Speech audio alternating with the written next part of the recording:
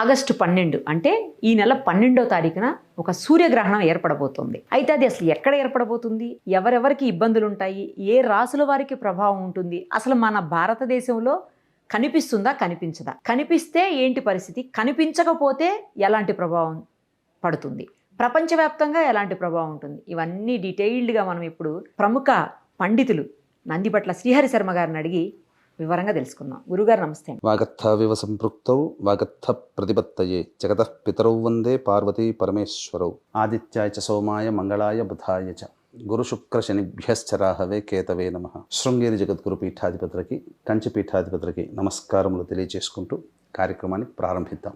చెప్పండి గురుగారు, అసలు ఎక్కడ ఏర్పడబోతుంది, ఏ సమయంలో ఏర్పడబోతుంది, దీనివల్ల ప్రభావం ఎలా ఉండబోతుంది, మన ఇండియాకి ఎలా ఉంటుంది, మిగతా దేశాలకు ఎలా ఉంటుంది, సేమ్ టైము ఒకవేళ మన ఇండియాకి ఏమీ లేదు, మన భారతదేశానికి లేదు అంటే ఇతర దేశాల్లో ఉంది అంటే అక్కడ ఉన్నటువంటి మన భారతీయులకు ఏమన్నా ఇబ్బంది ఉంటుందా? ఇక్కడ గమనించుకోవాల్సినటువంటి అంశం ఏంటంటే ప్రపంచవ్యాప్తముగా ఆగస్టు 12వ తారీఖు రోజున కర్కాటక రాశిలో ఆశ్లేష నక్షత్రంలో సంపూర్ణ సూర్యగ్రహణం అనేటువంటిది ఏర్పడబోతుంది.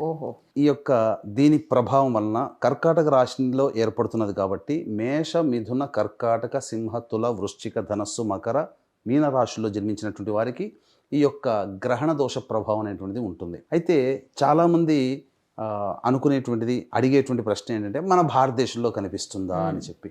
కానీ మన భారతదేశంలో ఈ యొక్క గ్రహణము ఏర్పడట్లేదు, కనబడదు. ఎందుకంటే మన భారత కాలమానాన్ని గనక మనం తర్జుమా చేసుకుంటే 9 గంటల 24 నిమిషాల నుంచి మధ్యరాత్రి 1 గంట 46 నిమిషాల వరకు, పూర్తి మోక్షకాలం 2 గంటల 4 నిమిషాల వరకు మధ్యరాత్రి ఉంటుంది. కాబట్టి రాత్రిపూట సూర్యగ్రహణం మనకు ఏర్పడదు.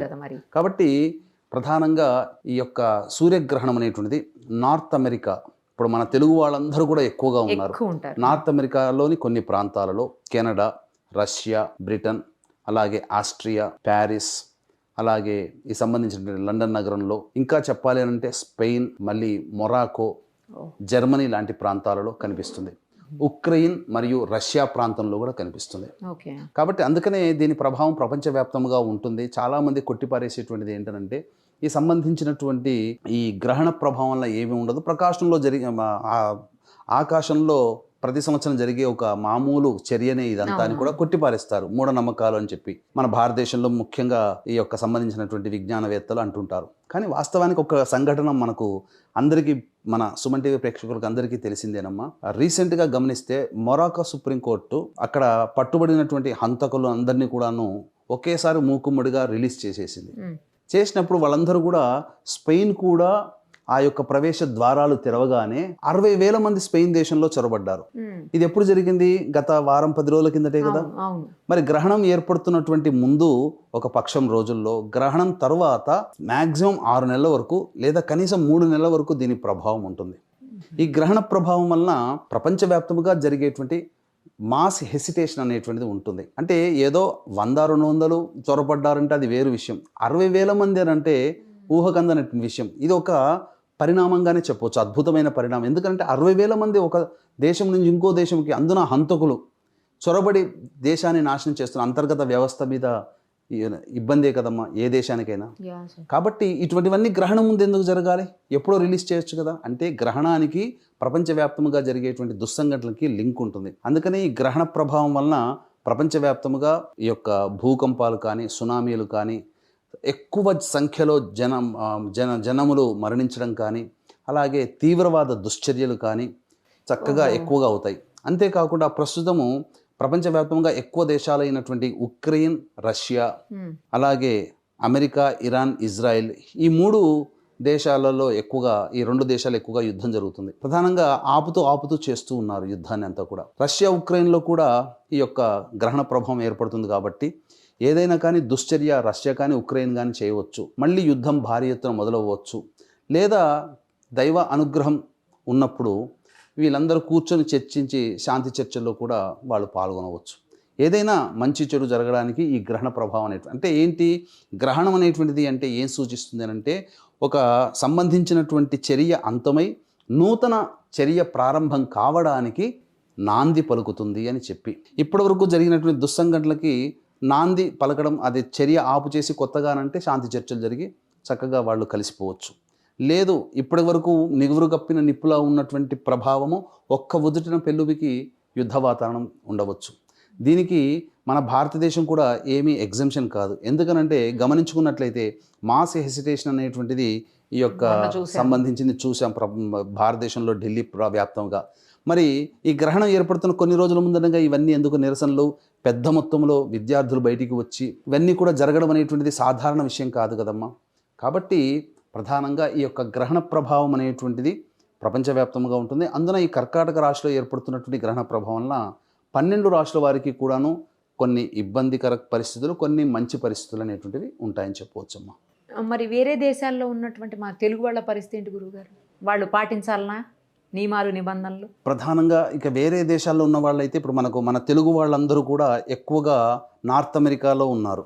కాబట్టి ఈ నార్త్ అమెరికాలో ఉన్నటువంటి వాళ్ళకి కొన్ని ప్రదేశాలలో ఈ యొక్క గ్రహణ ప్రభావం ఏర్పడుతుంది. కెనడాలో కూడా కొన్ని ప్రభావాలు ఏర్పడుతున్నాయి. వాటిని సమయంతో సహా మనం తెలియచేద్దామమ్మా. ఎందుకంటే ఆ నార్త్ అమెరికాలో ఉన్నటువంటి రాష్ట్రాలలో ఉన్నటువంటి గ్రహణం ఏ సమయం నుంచి ఎప్పుడు ప్రారంభమవుతుంది, ఎప్పుడు అంతమవుతుంది, ప్రధానంగా ఆ సమయంలో పట్టు విడుపు స్నానాలు అనేటువంటివి అక్కడి వాళ్ళు చేయాలి. అలాగే అక్కడ దేవాలయాలు ఆ సమయంలో మూసివేయబడతాయి. ప్రధానంగా పెద్దలకి, పిల్లలకి మరియు గర్భవతులకి ఆహార నియమాలు ఏమీ పాటించాల్సిన పని లేదు. కానీ మిగతా వాళ్ళందరూ కూడా ఆ సమయంలో భోజనం చేయకపోవడమే మంచిది. ప్రధానంగా మధ్యాహ్న సమయంలో కొన్ని చోట్ల, ఉదయం సమయంలో కొన్ని చోట్ల ఏర్పడుతున్నటువంటి గ్రహణ ప్రభావం వలన శ్రాద్ధాది కార్యక్రమాలు పెట్టుకునేటువంటి వాళ్ళు మధ్యాహ్నం కనుక ఉండేటట్టయితే మరుసటి గ్రహణం అయిపోయిన తర్వాత పెట్టుకోవాలి. ఉదయం పూట గ్రహణం వచ్చినటువంటి వాళ్ళు ఎలాగో 11 తర్వాత గ్రహణం పోతుంది కాబట్టి అప్పుడు శ్రాద్ధాది కార్యక్రమాలు చేసుకోవచ్చు. అలాగే పట్టు విడుపు స్నానాలు అనేటువంటివి చేయాలి. ఈ యొక్క సమయంలో మనం ఇప్పుడు చెప్పబోతుంటాం సమయం, ఆ సమయంలో ప్రధానంగా ఈ యొక్క ఇష్టదేవత ఆరాధన, లలితా సహస్రనామం, శివ సహస్రనామం, విష్ణు సహస్రనామం, లేదా ఎవరైనా గురువుగారు ఇచ్చినటువంటి మంత్రోపదేశం ఉంటే ఆ మంత్రోపదేశాన్ని జపించుకోవచ్చు.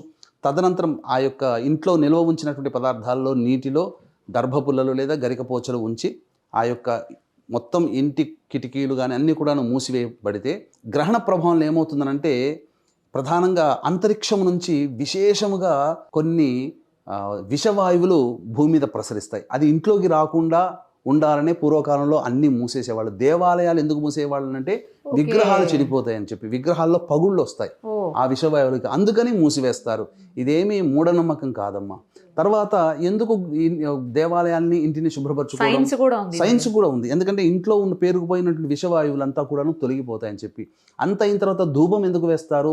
ధూపం వల్ల గోడలకు పట్టుకున్న విషవాయువులు వెళ్ళిపోతాయని. ఈ విధంగా మన సైన్స్లో, మన ఆచార వ్యవహారాల్లో సైన్స్ దాగి ఉంది. కాబట్టి ఈ విధంగా చేసుకోవడం అనేటువంటిది ఆచారంగా వస్తుంది. తదనంతరం మనం గమనించుకున్నట్లయితే ఈ యొక్క ఎవరైతే ఈ చెప్పినటువంటి రాశుల్లో మనకు నార్త్ అమెరికా, ఇప్పుడు మనం టైమింగ్స్ చెప్పబోతాము. ఈ నార్త్ అమెరికాలో, కెనడాలో, రష్యా మరియు ప్యారిస్లో, అలాగే లండన్ నగరంలో ఉన్న తెలుగు వాళ్ళందరూ కూడా సంబంధించినటువంటి విడుపు స్నానం అయిన తర్వాత తెల్లవారి దగ్గరలోని శివాలయానికి కానీ ఏదైనా దేవాలయానికి చేరుకొని అర్చనాభిషేకాదులు జరిపించి సూర్యబింబము, సర్పబింబము, గోధుమలు, బియ్యము మరియు ఈ సంబంధించినటువంటి ఉలువలు, మినుములు దానము చేస్తే చాలా మంచిదమ్మా. ఆ గ్రహణ దోష నివారణ అనేటువంటిది జరుగుతుంది. బ్రాహ్మణుడికి స్వయం పగదానం చేస్తే ఇంకా మంచిది. కాబట్టి ఇక సంబంధించినటువంటి ఏ ప్రాంతంలో, నార్త్ అమెరికా మరియు కెనడాలో ఏ ప్రాంతంలో ఏ సమయంలో ఈ గ్రహణ ప్రభావం కనిపిస్తుంది విజిబుల్గా అనేటువంటిది తెలియజేస్తాను. ఆ సమయానికి నియమాన్ని పాటిస్తే చాలు. అలాగే వీక్షించేటువంటి ప్రేక్షకులు కూడా ఈ యొక్క 12వ తారీఖు రోజున ఏర్పడుతున్నటువంటి గ్రహణ ప్రభావము కర్కాటక రాశిలో ఆశ్లేష నక్షత్రంలో ఉంది కాబట్టి మేష, మిథున, కర్కాటక, సింహ, తుల, వృశ్చిక, ధనస్సు, మకర, మీన రాశిలో జన్మించినటువంటి వారికి గ్రహణ ప్రభావం ఉంటుంది. కావున ఈ రాశిలో జన్మించిన వారికి గ్రహణ దోష నివారణార్థమై కుక్కి సుబ్రహ్మణ్య క్షేత్రములో ఈ యొక్క గ్రహణ దోష నివారణ పూజలు, హోమాలు, కుజగ్రహ ప్రభావం వలన విద్యలో, ఉద్యోగంలో, దాంపత్య విషయంలో, సంతాన విషయంలో, వివాహ విషయంలో, రాణి బాకీలు, అలాగే రుణ బాధల విషయంలో, కోర్టు సమస్యలు, శత్రు సమస్యలు, సంతాన పరంగా ముఖ్యంగా సమస్యలు, కాలసర్పదోష నివారణ, ఇవన్నీ కూడా సంబంధించినటువంటి కుజగ్రహ ప్రభావంలో జరుగుతాయి. కాలసర్పదోషాలు, సర్పదోషాలు. కుజునికి అధిష్టాన క్షేత్రమైనటువంటి కుక్కి సుబ్రహ్మణ్య క్షేత్రంలో ఈ చెప్పినటువంటి దోషాల నివారణకి ఆయా దోష నివారణ పూజలు, హోమాలు, అలాగే ప్రస్తుతం శని వక్రీకరించినటువంటి కారణం చేత 12 రాశుల వారికి కూడాను సమస్యాత్మకంగా ఉంది కాబట్టి శని దోష నివారణ పూజలు, హోమాలు జరిపించి పూజ చేసిన కరంగలి మాల ఇవ్వడం జరుగుతుంది. అవకాశం ఉన్నటువంటి వాళ్ళు 12వ తారీఖు రాత్రి 8 గంటల లోపల స్క్రీన్పై కనిపిస్తున్న నెంబర్కి కాంటాక్ట్ చేసి గోత్రనామాదులు నమోదు చేసుకోవచ్చు. రైట్ గురుగారు, ఇప్పుడు టైమింగ్స్ చెప్తానన్నారు కదా, టైమింగ్స్ చెప్పండి ఒకసారి. ప్రధానంగా యుఎస్ఏలో కనుక చూసుకుంటే అలస్కా ఉదయం 7:36 AM నుంచి 9:09 AM వరకు, బ్యాంగో మైనే 12:54 PM నుంచి 2:49 PM వరకు, బోస్టన్ 101 PM నుంచి 2:46 PM వరకు, డెట్రాయిట్ మిచిగాన్ 103 PM నుంచి 208 PM వరకు, న్యూయార్క్ 107 PM నుంచి 238 PM వరకు, ఫిలడెల్ఫియా పెన్సిల్వేనియా 111 PM నుంచి 235 PM వరకు, పోర్ట్లాండ్ 117 PM నుంచి 227 PM, ఎడ్మంటన్ కెనడా 158 PM నుంచి 358 PM వరకు, లండన్ UK 6:17 PM నుంచి 8:06 PM వరకు, మాంట్రియల్ కెనడా 12:50 PM నుంచి 2:38 PM వరకు, సెయింట్ జాన్స్ కెనడా 2:28 PM నుంచి 4:37 PM వరకు, టొరంటో కెనడా 12:55 PM నుంచి 2:23 PM వరకు, విన్నిపెగ్ కెనడా 11:25 PM నుంచి 12:45 PM వరకు,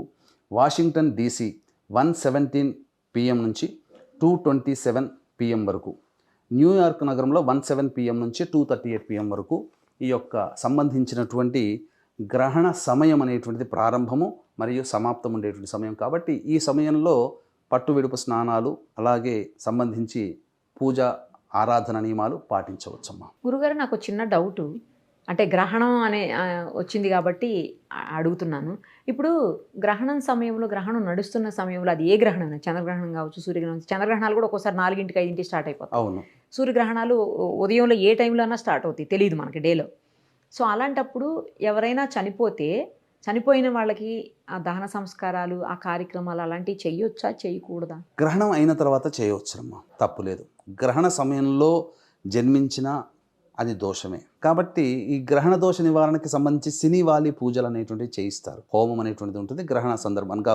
వర్జము దుర్ముహూర్తంలో జన్మించిన, ఇటువంటి గ్రహణ సమయంలో జన్మించిన అది దోషప్రదముగా భావిస్తారు. కాబట్టి దానికి సంబంధించినటువంటిది జాతాశౌచము, మృతాశౌచములో భాగంగా ఈ యొక్క పూజా హోమాది కార్యక్రమాలు అనేటువంటివి చక్కటి శాస్త్రీయమైనటువంటి పండితుల చేత చేయించుకోవాలి. గ్రహణ సమయంలో మరణించడం అనేటువంటిది దోషప్రదం కాబట్టి తదనంతరం ఆ యొక్క సంబంధించినటువంటి గృహాన్ని కొన్ని నెలల పాటు విసర్జించడం అనేటువంటిది ఆ భాగంగా ఏర్పడుతుందమ్మా. మరి ఎవరికైనా హెల్త్ బాగాలేదు గురువుగారు, సపోజ్ ఏ యాక్సిడెంట్ లాంటిదో అయ్యిందనుకోండి, వాళ్ళకి ఎమర్జెన్సీగా సర్జరీ చేయాల్సిన అవసరం ఉంటుంది. మరి గ్రహణం అని లేకపోతే చేయకూడదు, దుర్ముహూర్తం అని చూస్తూ కూర్చుంటే వీళ్ళ ప్రాణాలే పోతాయేమో గురువుగారు. అంటే సాధారణంగా మనకు పౌర్ణమి అమావాస్య సందర్భించినటువంటి దాంట్లో మన శరీరం ఏంటంటే సైన్స్ ప్రకారం చూసుకున్న ఎక్కువగా 70-80% నీరే ఉంటుందమ్మా. అంటే ద్రవము, రక్తము రూపంలో ఉంటుంది. ఇటువంటి సమయంలో ఆకర్షణ శక్తి ఎక్కువగా ఉండడం వల్ల పౌర్ణమి నాడు ఆపరేషన్స్ చేయరు, ఎక్కువ బ్లడ్ వెళ్ళిపోతుంది. ఆపరేషన్ చేసేటప్పుడు డాక్టర్లు చేసేటువంటిది ఏంటనంటే బ్లడ్ అనేది ఎక్కువగా పోకుండా ఆపరేషన్ చేయాలి అప్పుడే. అందుకనే ప్రధానంగా ఈ సంబంధించినటువంటి అష్టమి తిథి నుంచి, శుక్లపక్ష అష్టమి తిథి నుంచి బహుళపక్ష అష్టమి వరకు కూడా చంద్రుడు చాలా బలంగా ఉంటాడు. అందుకని ఎక్కువగా బ్లడ్ ఫ్లో అనేటువంటి వాటర్ ఫ్లో ఎక్కువగా ఆకర్షిస్తాడు. అందుకనే ఉంటుంది. అమావాస్య సందర్భంగా తక్కువగానే ఉంటుంది, చేసుకోవచ్చునమ్మా. కాకపోతే గ్రహణ సమయంలో ఎమర్జెన్సీ అంటే ఇంకా తప్పదు, ఎందుకంటే ఆరోగ్యానికి మించినటువంటిది ఇంకేమీ లేదు. ఇలా చెప్పుకుంటూ కూర్చుంటుంటే చాలా ఇబ్బందులు ఎదుర్కోవాల్సి వస్తుంది. కాబట్టి చేసుకోవచ్చునమ్మా, తప్పేమీ లేదు. సో ఇప్పుడు విదేశాల్లో ఉన్న వాళ్ళు కూడా అయితే పాటిస్తే మంచిది. పాటించాలి కూడా, ఎందుకంటే మన నార్త్ అమెరికాలో చెప్పిన టైమింగ్స్ లో ఏర్పడుతుంది. మన భారతదేశంలో ఆచార నియమాలు పాటించాల్సిన అవసరం లేదు. కానీ ఈ చెప్పిన రాశిలో వాళ్ళకి మాత్రం ఇబ్బందికర పరిస్థితులు ఎదురవుతాయి. అయితే ఇబ్బందికర పరిస్థితులు ఎదురవుతాయనంటే చాలా మంది ఏంటంటే శాస్త్రంలో భయపెడుతున్నారు అని అంటారు. ఏమీ భయపడాల్సిన పని లేదమ్మా, జాగ్రత్త కోసం చెప్తున్నారు అనుకో. అంటే ఏమవుతుందనంటే పెనం మించి పొయ్యిలో పడ్డట్టు కాదమ్మా. ఇప్పుడు మీకు చెప్పాలంటే ఈ గ్రహణ ప్రభావం వలన ఇప్పుడు మనకు కర్కాటక రాశిలో ఏర్పడుతుంది ఆశ్లేష నక్షత్రం. కాబట్టి ఆయా ప్రాంతంలో అనగా ఇప్పుడు ఏదైతే మనం చెప్పినటువంటి టైమింగ్స్ ఉన్న ప్రదేశాలు ఉన్నాయో ఆయా దేశాల్లో ఆశ్లేష, రేవతి, జ్యేష్ఠ నక్షత్రం వాళ్ళు చూడకూడదు. ఈ చెప్పిన రాశిలో వాళ్ళు చూడకూడదు. ఓకే, ప్రధానంగా ఆశ్లేష, రేవతి, జ్యేష్ఠ నక్షత్రం వాళ్ళకి దోషప్రదము. అయితే ఇక్కడ మన భారతదేశంలో ఉన్నటువంటి వాళ్ళు ఎక్కువగా దీన్ని నమ్ముతారు, పాటిస్తారు. కాబట్టి అంటే ప్రపంచవ్యాప్తంగా జరిగేటువంటిదే, ఎంతోమంది వాళ్ళ యొక్క అనుభవం అయితే తప్ప తెలియదు. కాకపోతే ఇక్కడ ఏం జరుగుతుంది, సహజంగా వ్యాపారస్తులు ఉంటారు. ఈ చెప్పిన రాశుల్లో ఏదైనా ఒక రాశి వాళ్ళకి బాగోలేదని చెప్పినప్పుడు వాళ్ళ వ్యాపార వ్యవహారాల్లో సాధారణంగా ఎప్పుడైనా 50 రూపాయలు నష్టం వచ్చే రోజు ఉందనుకోండి, ఈ యొక్క గ్రహణ ప్రభావంలో 2-3 నెలల వరకు 50 నుంచి 75 రూపాయలు నష్టం వస్తుంది. అంటే కొద్దిగా అధికంగా ఉంటుంది. దెబ్బ తలిగే అవకాశం ఉంది, చిన్న దెబ్బ, లేదా ఒక వ్యక్తి చేత మాటలు పడడం అనేటువంటిది సహజంగా ఉన్నదనుకోండి. ఈ గ్రహణ ప్రభావంలో ఆ రాశిలో జన్మించిన వాళ్ళకి పలువురితో ఎక్కువగా మాటలు పడడం, ఓకే, అవమానాలు ఎక్కువ. ఎక్కువ అవడం, చిన్నదానికంటే కొద్దిగా ఎక్కువగా అవుతుంది. దీని ప్రభావము ఒక 3 నెలల వరకు దీని యొక్క ప్రభావం ఉంటుంది. కాబట్టి దేవతానుగ్రహాన్ని పొందితే ఆ దోషం తొలగిపోతుందమ్మా, ఇబ్బంది పడాల్సిన అవసరం లేదు. అందుకనే కదా దగ్గరలోని ఈ చెప్పిన రాశి వాళ్ళు మన భారతదేశంలో కనిపించకపోయినా ఈ మేష, మిథున, కర్కాటక, సింహ, తుల, వృశ్చిక, ధనస్సు, మకర, మీన రాశిలో జన్మించిన వారు ఎవరైతే ఉంటారో మన భారతదేశంలో ఉన్న వాళ్ళైనా కానీ ఈ యొక్క 13వ తారీఖు రోజున చక్కగా దేవాలయానికి చేరుకొని చక్కగా ఈశ్వరునికి నవగ్రహాల చుట్టూ శివాయ నమః అంటూ 27 ప్రదక్షిణలు చేసి ఈశ్వరునికి అభిషేకము, అర్చన జరిపించుకోండి. చాలు, సకల దోషాలు తొలగిపోతాయి. ఇంకా ఏ ఇబ్బంది పడాల్సిన అవసరం లేదు. లేదండి ఇంకా చెప్పాలి అని అంటే ఈ యొక్క రాత్రి 9:24 నుంచి మధ్యరాత్రి 1:46, మ్యాక్సిమం 2:04 వరకు ఉంది కదా. ఈ సమయంలో నిద్రపోకుండా కూర్చొని ఇష్టదేవతా మంత్రాన్ని ఇక్కడ కూడా జపం చేసుకుంటే ఒకసారి మంత్రం జపిస్తే 1000 సార్లు జపం చేసిన ఫలితం కలుగుతుంది. ఆ సమయానికి ఈ సమయం మనకు తర్జుమవుతుంది. అక్కడ గ్రహణం ఏర్పడే సమయం మనకు రాత్రి కాబట్టి ఈ సమయానికి మనం ఇక్కడ కూర్చొని చేసుకుంటే సరిపోతుంది. లేదు ఇంకా చెప్పాలి అని అంటే ఇంకా మంత్రపూర్వకంగా చేయించుకోవాలంటే కుక్కి సుబ్రహ్మణ్య క్షేత్రంలో ఈ చెప్పినటువంటి రాశుల వాళ్ళకి మన పీఠం ఆధ్వర్యంలో ఎలాగో జరుగుతున్నాయి. 12వ తారీఖు రాత్రి 8 గంటల లోపల నమోదు చేసుకోవచ్చు. రైట్ గురుగారు, థ్యాంక్ యూ సో మచ్. సర్వం శ్రీ ఉమామహేశ్వర పరబ్రహ్మార్పణమస్తు.